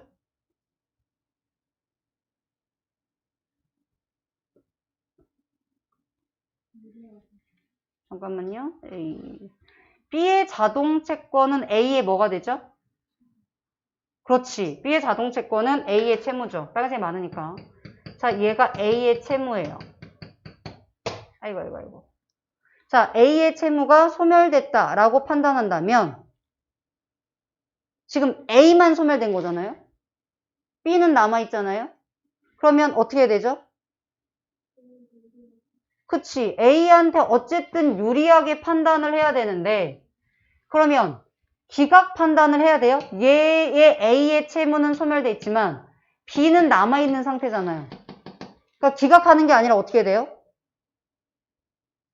어떻게 되죠? 어떻게 해야 되죠? 그러면? 그렇지. 항소를 기각하는 게 아니라 그럼 적어도 A 것만 지금 소멸한 거라고 판단했다면 B는 남아있는 거 아니에요. 그러니까 그 B에 대해서 A에게 그러니까 B가 갚아야 되는 채무가 지금 남아있는 상태라고 인정한 거잖아요. 그럼 기각하는 게 아니라 A에게 유리하게 판단을 해줘야겠지. 즉 1심을 뒤집어야 돼요. 이 경우는. 왜? 얘만 지금 없어졌다고 얘기를 하고 여전히 B는 남아있다고 판단하기 때문에 얘를 기각한다라는 건 말이 안 되지. 이 경우는 봐야지. 지금 5번하고 좀 달라요. 5번은 이미 쌍방이 없어졌어. 그쵸? 그러면 그대로 가거나 아니면 A한테 유리하게 하는 게 맞죠.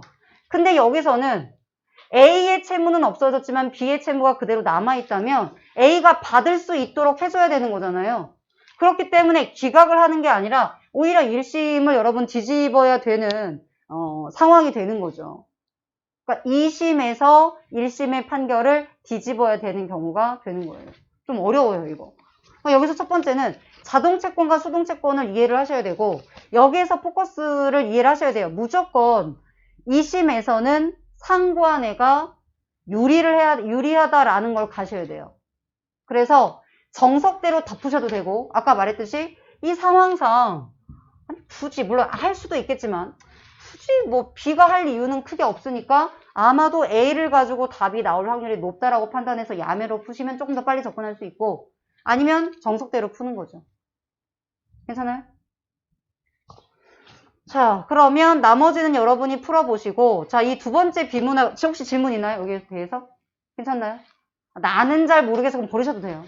어차피 이런 문제에서 여러분이 오래 시간을 쓰시면 고민한 만큼 결과가 안 나올 수 있기 때문에 심플하게 최대한 생각을 하시고 여러분이 푸시는 게 좋습니다. 자, 그리고 나서 여러분 보세요. 자, 두 번째 비문학은 넘어갈 거예요. 자, 세 번째 요거 보세요. 요게 지금의 요즘에 계속 나오고 있는 문제 트렌드잖아? 그쵸? 그래서 옛날에는 나오는 작품들이 이건 꼭 나오고 이건 꼭 안 나와 이랬는데 요즘 같은 경우에는 지금 이렇게 들어가다 보니까 옛날엔 예를 들어서 정읍사나 원앙생가는 시험에 거의 안 나와 이렇게 들어가거든요. 그런데 요즘에는 어쨌든 이렇게 조금씩 들어가는 작품들이 있기 때문에 나오시는 작품의 스펙트럼에서 좀 넓어졌다라고 생각하시면 되겠고요. 다만 장점은 뭐야? 다 줍니다. 여기 준 것만큼만 이해하시면 돼요. 자, 그럼 내가 만약에 원앙생가를 이해를 못했어. 근데 원앙생가에 대한 설명이 뒤에 나왔잖아요. 그쵸? 나에서는 뭐야? 왕생에 대해서 설명해줬잖아. 죽어서 불교의 이상향이라고 할 수 있는 서방정토, 쉽게 말하면 극락이야, 극락. 기독교의 천국, 불교의 극락에서 다시 태어나고 싶다가 왕생인 거야. 그러니까 아마 현실이 많이 힘들었겠죠. 그래서 극락에 다시 태어나고 싶다 이런 마음을 가진 거다. 그게 다야. 그러므로 나의 달은 작가가 왕생하는 마음을 비는 대상이므로 자, 달의 기원의 대상으로 볼 수도 있다. 자, 그런데 이거 조금 조심하셔야 됩니다. 뭐냐면 정읍사랑은 좀 달라요. 왜냐면 얘는 달이 소원을 들어주는 주체는 아니야. 정확하게는 이 달은 소원의 정확하게는 전달자예요. 자, 달이 어째서 서방 정토까지 가십니까? 무량수불 앞에 가서 빠짐없이 이야기해 주세요. 믿음이 깊으신 부처님을 우러러 바라보며 두 손을 고추 모아 원앙생을 바라는 사람이 있다라고 말해 주세요. 누가? 달이. 내한테 나의 소원은 원앙생이야. 자, 나의 소원이 원앙생인데 그걸 달이 듣고 누구한테? 이 부처님한테 이렇게 전해주세요. 그러니까 이거죠. 달이 있고 화자가 있으면 화자의 소원을 달한테 이야기하고 그 달이 부처님한테 이야기하니까 최종 소원을 들어주는 거는 부처님인 거예요. 그러니까 내 소원을 빌 수는 있지. 하지만 들어주는 건 부처님이라는 거예요. 여기 그 얘기는 나와 있지는 않아서 조금 더 부연 설명해 드리는 거예요. 자, 그러면 여기까지. 근데 요것만 알고 가셔도 됩니다. 자, 그 정도 한번 보시면, 자, 제가 질문하고 싶은 거. 지금 여기까지 이해하셨다면 18번 잠깐 보세요. 자, 아까 다시 얘기했던 의지에 대한 얘기를 하고 있는 거고, 어젯밤 애들은 다분히 이과적인 왜 달이 의지를 지녔냐. 달은 그냥 지구의 둘레를 돌고 있을 뿐이다. 막 이따 얘기를 해서 내가 뭔 소리야. 이랬는데, 달이 의지가 어디 있나요? 걔는 그냥 돌 뿐이에요. 이래서. 네, 그렇게 하시면 국어는 폭망이죠. 네. 달이 원래는 의지가 없잖아요. 그쵸? 맞아요. 그냥 지구를 돌고 있는 애 뿐이에요. 근데 의지를 지닌 존재로 표현했다가 맞아요? 틀려요? 왜 맞죠? 얘가 서방정토에 가서 전해주는 역할인 거잖아요. 여러분, 이러한 역할은 자연물이 할 수가 없죠. 그쵸? 자연물은 의지가 없어. 근데 얘가 서방정토까지 가서 내 말을 전해주는 거야. 여러분, 의지를 지녔다라는 거는 자기가 어떤 생각을 갖고 행동한다는 거예요. 근데 자연물은 어떤 생각이나 의지를 갖지 않아요. 그럼 얘가 서방정토까지 간다는 것 자체가 이미 의지예요. 간다는 것 자체가 의지고 당연히 전달하는 것도 얘 의지의 문제죠. 자, 그래서 의지에 지닌 존재로 표현하고 있다. 자, 그 다음에 달을 보시면 미안해요. 라죠라. 라의 달을 보세요. 자, 그럼 라의 달은 어쨌든 이게 맞는 설명인데 라의 달은 왜 의지를 지니죠?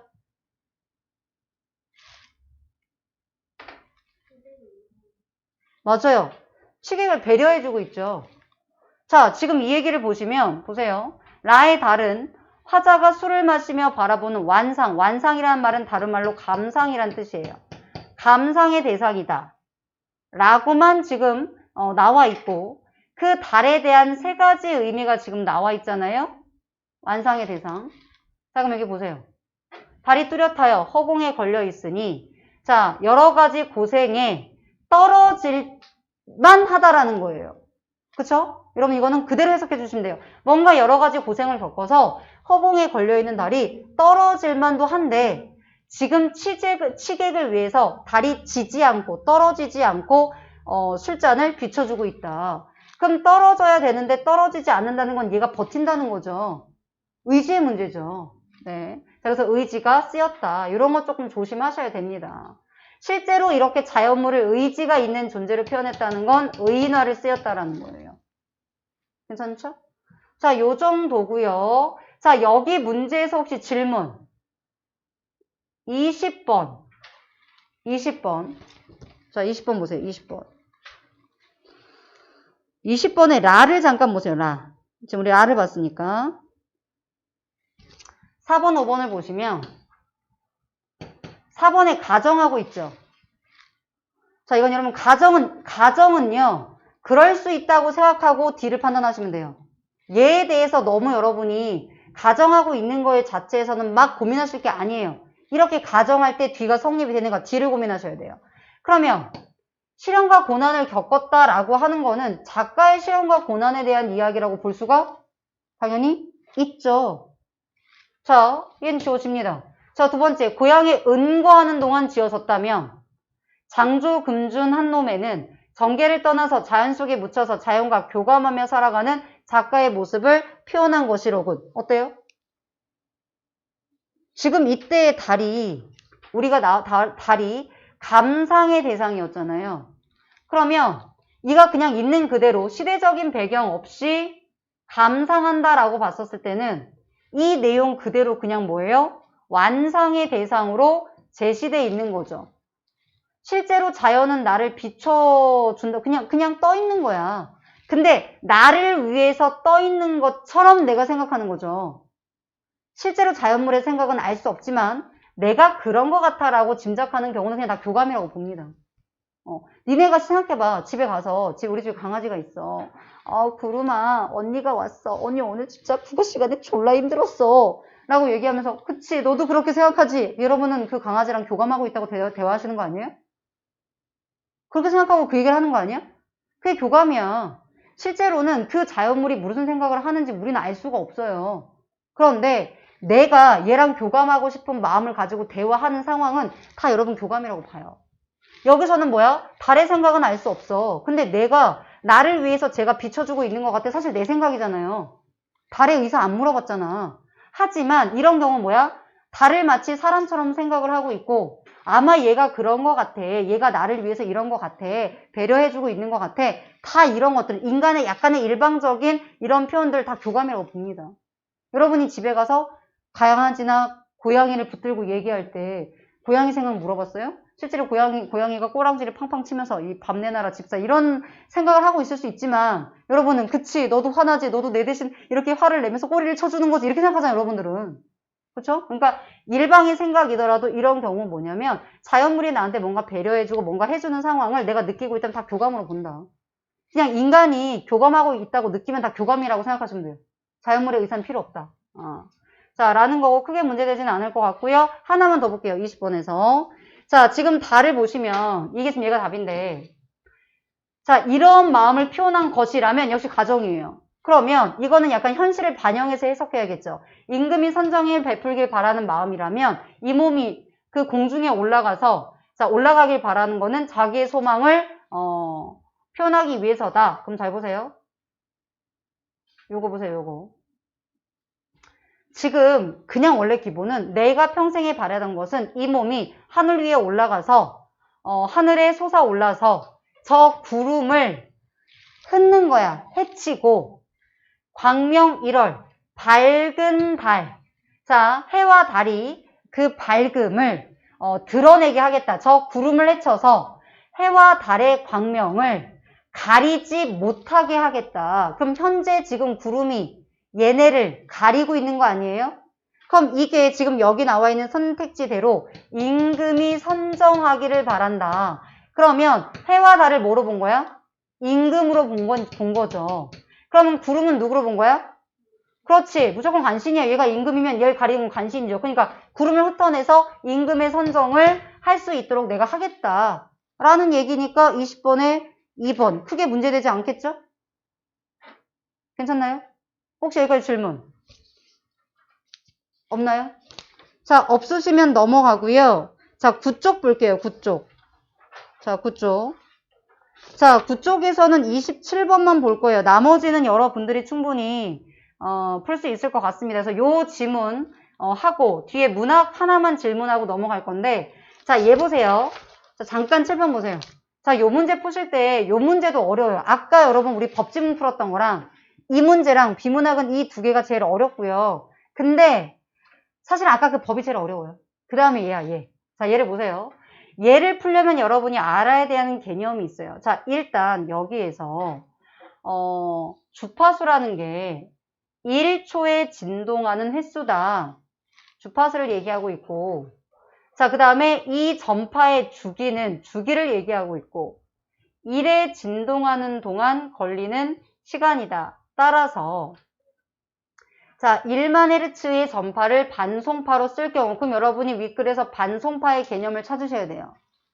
자, 8종류의 심볼을 사용하면서 자, 심볼 주기를 반송파의 주기와 동일하게 설정하고 같다, 다르다 유의하시고 이때 심볼률은 삐삐삐가 된다. 그럼 여러분이 지금 반송파의 개념과 심볼률의 개념은 찾아보셔야겠죠? 자, 그리고 나서 만약 여기에서 잘 보세요. 아까 8개였는데 16개로 늘렸다라는 변화가 무엇일까를 찾으셔야 되고, 자, 동시에 심볼의 주기가 아까는 동일했잖아요. 근데 이번에는 어떻게 됐어? 주기를 2배로 설정하게 되면, 자, 다시 비트율이라는 개념을 알아야 되고, 그 다음에 심볼율, 아까 얘기했었죠? 자, 이렇게 돼서 반송파의 대역폭 요구량이 감소하게 된다. 라는 걸 찾아야 되는데, 항상 말하지만, 내가 뭔가를 푸는데 도저히 모르겠어. 그러면 산수 나와 있는 애들은 공식을 이용해서 산수부터 하셔도 돼요. 내가 이 문제를 꼭 A부터 접근, A가 어렵진 않지만 A부터 접근을 못하겠고 도대체 뭐부터 접근할지 모르겠다라고 한다면 여러분이 그냥 공식이 나와 있는 걸 그대로 적용하시면 되거든요. 그럼 여기서 공식이 적용되는 거는 8종류의 심볼, 16종류의 어떤 그 심볼 이 부분이고 이게 두 번째, 세 번째 단락에 나와 있는 내용입니다. 자, 반송파 얘기는 1문단에 있어요. 제 기억이 맞다면 1문단. 별거 아니에요. 그냥 데이터 전송하는 거. 데이터를 전송하는 전파를 반송파라고 합니다. 자, 그러면 뭐 1문단은 별 얘기 없지만 1문단을 잠깐만 볼까요? 1문단에서 중요한 건 뭐죠? 반송파 말고? 변조. 또요? 하나 더 있어요. 내 기억이 맞다면 하나 더 있어요. 자, 순서가 나오는 거는 오답 만들 때 순서를 바꿀 수 있어요. 그래서 순서가 나와 있는 게 어딨죠? 네. 여기에서 디지털 정보로 변환된 다음에 반송파에 실리는 거죠. 그럼 이렇게 순서가 나와 있는 애들은 일단은 체크하고 가시는 거예요. 자, 그 다음 또 하나 콕 집는 거. 자, 이동통신 사업자에게 할당된 특정 주파수 대역의 전파를 통해서 전송한다는 거는 얘네가 아무 주파수를 쓸 수는 없다는 얘기죠. 자, 그래서 사업자에게 할당된 특정 대역의 전파를 통해서 전송한다. 아주 상식적인 거기 때문에 실제로 제가 문제를 풀 때 저는 체크하지는 않았어요. 누누이 말하지만 상식은 각자 다른 거니까 내가 이걸 이해하고 원래 알고 있다면 체크하지 않으셔도 되고 모른다면 특정 주파수 대역을 할당하는구나. 그 얘기는 아무 주파수 대역이나 쓸 수가 없구나. 다른 말로 바꾸면 뭐예요? 제한된 이라는 말로 되겠죠. 이 단어들 주의해서 보시고 자, 그 다음에 이제 두 번째, 세 번째가 이 지문에서의 어떤 중요한 파트거든요. 자, 보세요. 두 번째 단락을 보시면 변조 방식을 설명해 주고 있어요. 근데 보통의 글이라면 이런 변조 방식이 나왔다면 하나하나 차근차근 설명하는 게 일반적인 글이거든요. 근데 이 글은 그런 방법을 선택하지 않았어요. 갑자기 주파수 변조 중에 하나를 딱 설명해 주고 있죠. 그럼 여러분이 어떻게 생각해야 되냐면 얘네가 그다지 친절하게 하나하나 다 설명하는 게 아니라 그냥 이 중에 하나하나를 툭툭툭 그냥 설명하고 있구나. 그래서 이진 주파수 변조를 설명하고 그리고 나서 지금 직교 위상 변조를 설명하잖아요.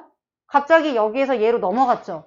그래서 위상 변조 중에서도 직교 위상 변조를 한 거죠. 그러니까 얘네들을 지금 하나하나 다 설명하고 있는 게 아니다라는 걸 이해하셔야 돼요. 자, 그러면 여러분이 당연히 얘에 대한 이해, 직교 위상 변조에 대한 이해를 하셔야겠죠.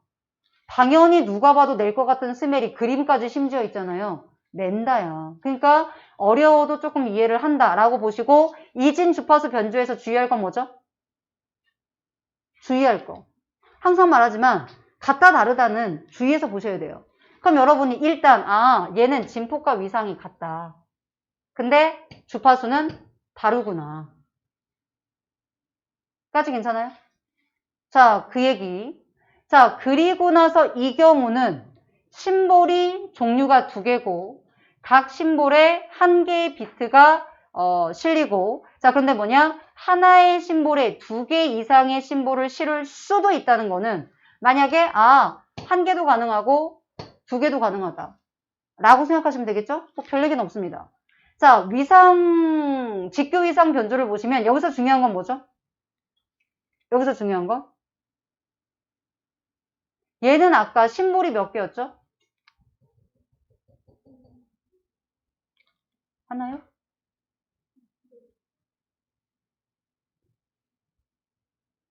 각 심볼이라고 했으니까 지금 각 심볼은 적어도 하나는 아니란 뜻이죠. 그 앞에 보시면 종류가 얘는 2개라고 했잖아요. 그쵸? 서로 다른 반송파에 보내는 거니까 얘는 2개입니다. 자, 근데 얘는요? 얘는 모두 몇 개래? 얘는 8종류의 심볼을 만들 수 있대요. 여기를 왜 주목해야 돼? 아까 8종류의 심볼 얘기가 나왔잖아요. 아, 미안. 아, 이거 구성들, 미안, 여기. 여기. 자, 얘는 4개의 위상을 심볼 주기마다 달리함으로써 각각 이렇게 4개를 실을 수 있다는 얘기죠? 자, 얘 넘어가고, 지금 8종류의 심볼이 나온 예로 갈게요. 자, 구상, 진폭, 변조는 8개를 심볼을 만들 수 있고, 이 얘기가 보기에 있으니까 여기에 집중하셔야겠죠? 자, 그러면 얘는 몇 개를 만들 수 있대? 3개의 비트를 하나의 심볼에 실을 수 있구나. 그리고 공식이 나오잖아요. 심볼의 종류가 2의 n개면 근데 지금 몇 개라고 했죠, 심볼이? 8개라고 했죠. 그럼 n은 얼마예요? 3개예요. 까지 괜찮아? 그러면 여기서 몇 개를 할 수 있다? 3개의 비트를 실 수 있다. 자, 아까도 말했지만 어디서부터 접근할지 모르겠는데 뭔가 공식과 관계된 게 나와. 그러면 여러분이 그냥 그거부터 하세요. 이해를 다른 걸 할 필요 없고. 여기서 보시면 지금 얘가 n이 3이란 얘기잖아요. 그러면 3개의 비트를 실는다는 얘기죠. 자, 그럼 여기서 16개가 된다는 얘기는 얘가 얼마라는 거죠? n이? 4란 얘기죠. 2의 n승계잖아요. 2의 n승계가 16이니까 n이 4라는 거 산수 될 거라고 믿으면서 자, 그러면 얘는 지금 4개야. 결국은 여러분 이게 뭐였죠? 비트수였죠? 다시 앞쪽으로 갈게요. 자, 그러면 지금 여기에 아까 8개는 3개의 비트를 실을 수 있었다. 라는 얘기가 되는 거죠. 그래서 심볼의 종류가 2개면 하나의 심볼에 n개의 비트를 실을 수 있다 하고 쭉 지금 이야기가 나왔고 그 다음에 연관된 내용이 지금 이 부분이에요. 보기에서 연관된 내용이.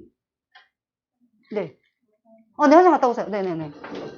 혹시 화장실 갔다 오세요? 갔다 오세요. 여기까지 하고 마무리해서 좀 끊지 않고 쭉 가는 건데 혹시 갔다 오세요? 갔다 오세요. 화장실. 갔다 오면 이어서 할게요. 네.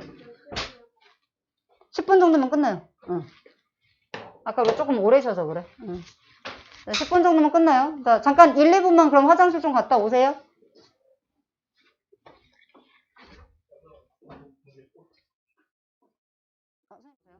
여기서 지금 보시면 지금 이 개념들을 잘 이해하시면 되거든요. 근데 지금 보세요. 잠깐 보세요.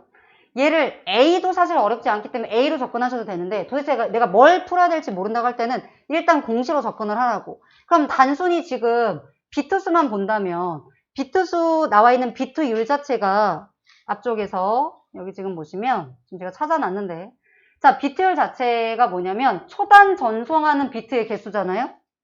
까지 괜찮죠? 그러면 단순히 지금 비트수만 본다면 16개로 늘리면 비트수가 늘어난 거니까 사실은 더 많이 전달한다는 얘기잖아요. 그런데 문제는 주기를 2배로 늘렸다라는 거야. 이러한 주기를 늘렸다는 얘기잖아요. 그러면 2배로 늘어진다면 한 번에 전달되는 양은 늘어날까? 줄어들까? 이걸 이해하셔야 되거든요. 말하자면 지금 주기가 1회 진동하는 동안 걸리는 시간인데 2배라는 거는 시간이 더 걸린다는 거야? 적게 걸린다는 거야? 더 걸린다는 거예요. 그러면 전보다 더 전달할 수가 있어? 없어? 없죠. 4개를 전달한다는 뜻이야 그러면? 이 상태에선 4개인데 주기가 2배로 설정하게 되면 시간이 더 걸리죠? 그러면 이전에는 주기가 똑같았잖아. 근데 지금은 주기가 2배라는 거는 그 전보다는 8종류의 심볼을 전달할 때보다는 시간이 2배가 더 걸린다는 거는 2배 더 전달을 못한다는 거죠. 그러니까 얘가 어떻게 돼? 반으로 깎이는 거야. 그러니까 어떻게 되는 거야? 2가 되겠죠. 이것 때문에 n은 2가 되는 거예요. 이게 어려워요. 그러니까 3일 때보다는 비트율은 무조건 낮아지는 거예요. 자, 그래서 사실은 A가 더 쉬운데 잘 모르겠으면 공식으로 가는데 여기에서만 끝나면 오답으로 갈 수도 없고 어차피 오답으로 갈 수는 없겠구나. 변함이 없고니까. 이게 만약에 높아진다라고 하면 사실 걸릴 수 있겠죠. 근데 여기에서 주계 두 배이기 때문에 낮아진다로 무조건 가야 돼요. 까지 괜찮아요? 자, 그 다음에 신볼률을 보면 뭐가 신볼률이죠? 여기. 자, 초당 전송하는 심볼의 개수죠. 자, 초당 전송하는 심볼의 개수야. 자, 그러면 얘 어떻게 전달이 되죠? 잠깐만. 네. 심볼률. 초당 전송하는, 어디 갔지? 네. 자, 초당 전송하는, 앞을 봐드릴게요. 자, 얘는 초당 전송하는, 예를 들어 비트율은 초당 전송하는 비트의 개수고요. 그 다음에 심볼률은 초당 전송하는 심볼의 개수죠. 자, 그러면 심볼의 개수는 어떻게, 심볼률은 어떻게 될까요? 심볼률도 줄어들겠죠. 주기 때문에. 그 얘기예요. 자, 그러면, 자, 이제 마지막 A. 자, 지금 사실 A가 제일 쉬워요.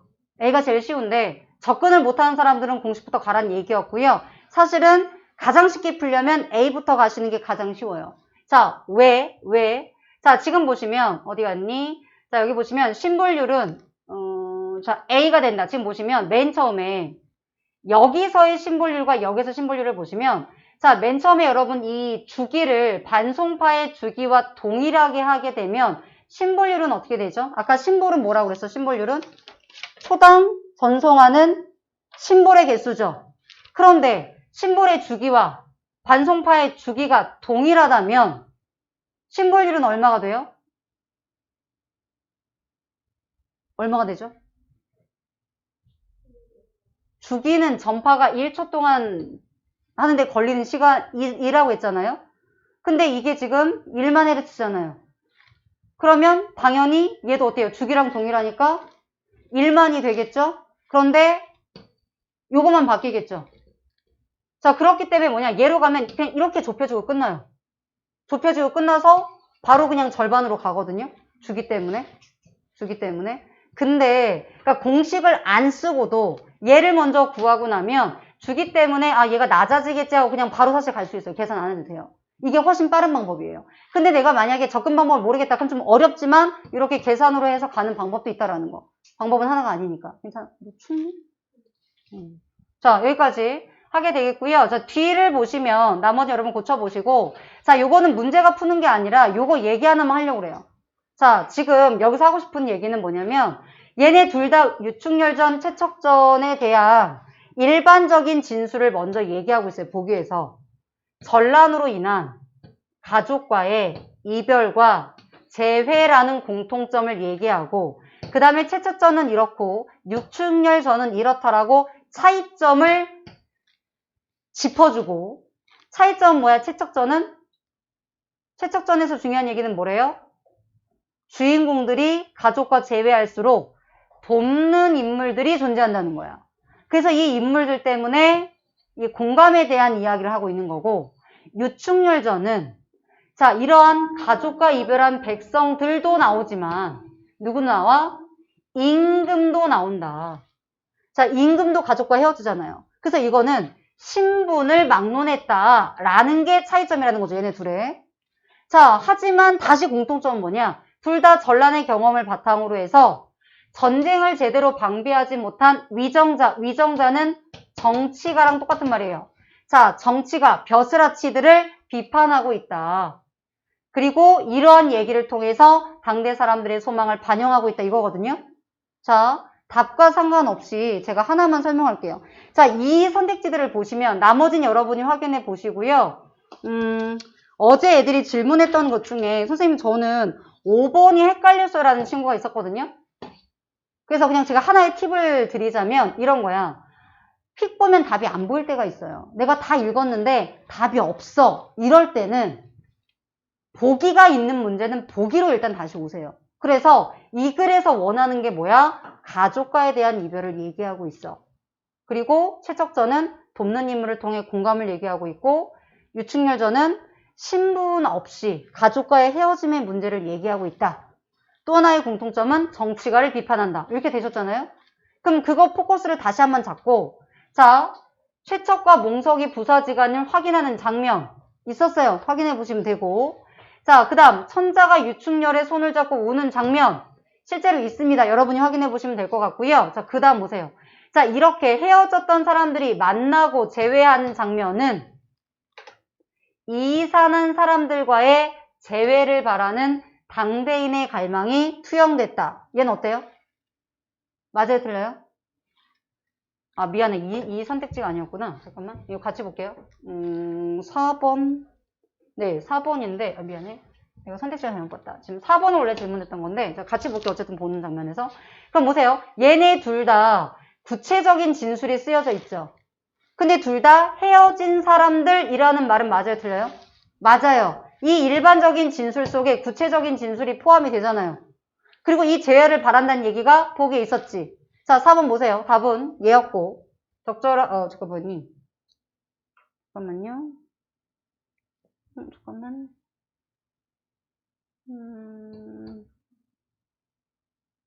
뭐였지? 잠깐만요.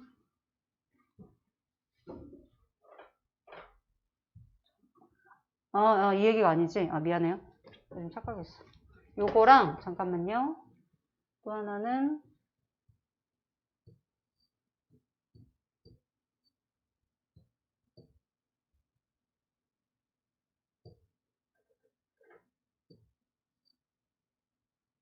네네네네. 미안해. 5번 선택지가 맞구나. 5번 잠깐 볼게요. 자, 그러면 얘가 부자지간을 확인하는 장면, 유충렬과 천자가 우는 장면. 자, 그래서 헤어졌던 사람들이 천신만고 끝에 재회하는 모습은 이산한 사람들과의 재회를 바라는 당대인의 갈망. 그러면 봐봐. 얘 들어가잖아. 얘 들어가잖아. 그럼 맞는 거 아니야? 맞는 거 아니야? 근데 얘가 왜 틀려? 맞잖아. 왜 틀려?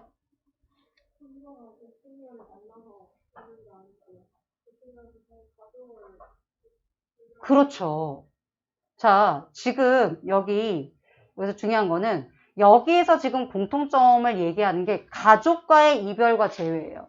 그러니까 물론 지금 그 얘기를 조금 내가 다시 보충을 해주자면 조금 방향이 좀 다르긴 한데 뭐냐면 이거예요. 얘는 가족과의 이별과 재회를 지금 포커스로 다루고 있지. 그리고 밑에도 보시면 얘네들의 열망이 반영되어 있는데 그 열망이 뭐냐? 이사는 가족이나 이웃과 재회하는 얘기잖아요. 근데 여기서 지금 보시면 자, 얘네가 이산한 사람들은 맞아. 근데 여기에 빠져 있지만 여기에서 말하는 이산한 사람들은 이산한 가족이나 이웃, 특히 가족에 대한 얘기를 하고 있는 거예요. 계속의 포커스가.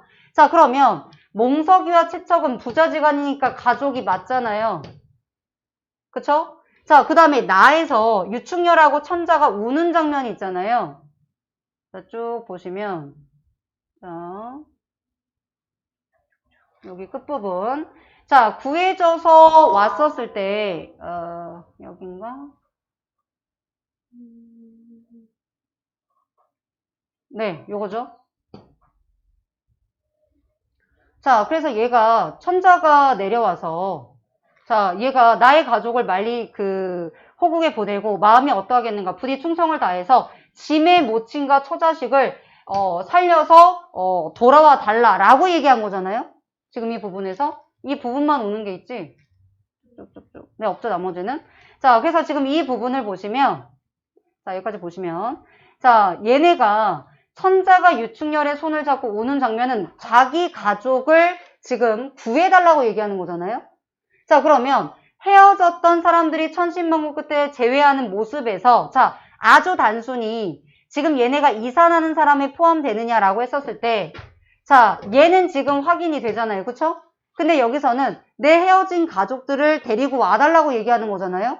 자, 그러니까 얘네들이 물론 오랜만에 만나서 어떤 우는 그렇게 볼 수도 있겠지만 여기서 얘기하는 건 나의 가족을 지금 자, 나의 가족을 지금 데리고 지금 돌아와 달라라고 얘기를 해주고 있잖아요. 자, 그렇기 때문에 여기에서는 헤어졌던 가족을 만나고 있는 장면이 아니에요. 이 내용 자체가. 그러니까 얘가 천자를 구하고 자, 그리고 나서 천자가 자신의 가족을 살려서 돌아와 달라라고 부탁하고 있는 장면이잖아요. 자, 그렇기 때문에 헤어졌던 사람들이 천신만고 끝에 재회한다라고 했었을 때, 물론 단순히 지금 얘네도 헤어졌다가 만난 거긴 해요. 그쵸? 그런데 여기에서 말하는 포커스는 가족과의 이별과 재회를 말하는 거예요. 그러면 천자는 지금 만났어, 안 만났어? 안 만났기 때문에 여기에 들어갈 수가 없죠. 가족이라는 포커스에 해당이 되지도 않고요. 그 다음에 자기 가족을 찾아주세요라고 한 거니까 아직 만난 게 아니죠. 이산한 사람들 속에 들어는 가지만 얘네는 만난 게 아니기 때문에 해당하지 않아요. 까지 괜찮아요? 그리고 갈망이 담겨 있는 건 맞지만 얘는 해당하는 장면은 아니다. 이 문제 좀 어려워요. 그냥 얼핏 보시면 답이 없거든요. 그래서 조금 주의해서 보셔야 됩니다. 자, 그래서 여러분이 보실 때 답이 안 보이면 다시 보기 속으로 가셔서 자, 여기서 말하고자 하는 핵심적인 키워드를 가지고 다시 한번 판단했으면 좋겠다. 요거까지 괜찮아요? 자, 일단 여기까지 하도록 하겠습니다.